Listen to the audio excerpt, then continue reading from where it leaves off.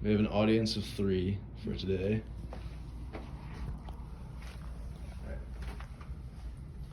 So, my name is Colton Webb, and today we'll be talking about PTSD in veterans. So, do you think that as of right now, the American government is doing enough to help people who have PTSD? No? No. Okay, so that's what I hope to answer for you guys today. But so as a psychology major, these kind of questions are what I want to look into because they interest me in being able to see whether or not what is needing to be done is being done. So during my time as a psychology major, I've had many opportunities to look into the problem and see if it's actually being addressed in the way that it needs to be done. So today we're going to go over how PTSD is caused, what it is, who it affects, and then symptoms and issues regarding treatment. So what is PTSD? It's a psychological disorder that is caused by trauma.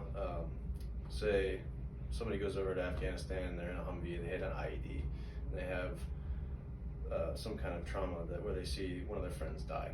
So they come back and they have these issues where they're forever affected and they can't have the same mental processing. So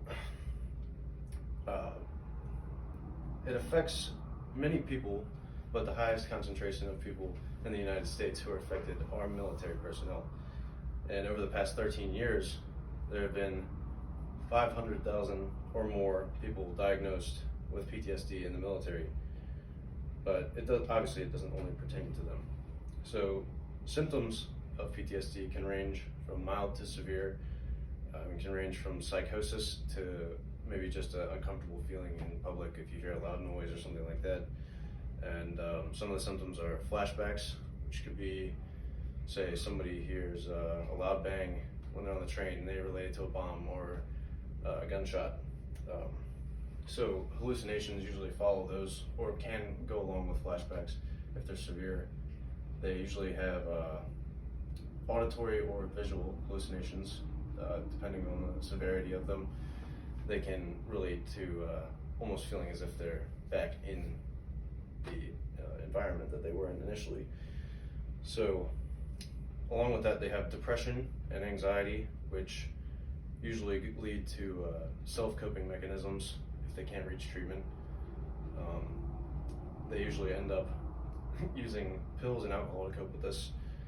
And so the issues regarding the treatment following the self-coping would be there's not enough resources for people in this situation. They come back and they're almost tossed out to the world like they were nothing. So it makes it really hard for them when they go to the VA, which is the Veterans Affairs Office, and they get turned away. There are people that have been turned away because they don't have enough resources. They don't have the people who can help them, or just not enough of them maybe, or even the resources itself.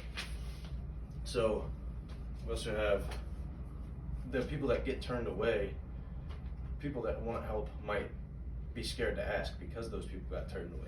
So they might not even want to ask anymore. So therefore, that's an issue. It creates a cycle where if they can't reach treatment, then they might resort to the self-coping mechanisms more easily. So another issue would be that the research technically is still new in the world.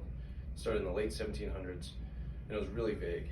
And so now we've gotten a long way, but we're not nearly where we need to be. We need to improve on the availability of the treatment itself for people.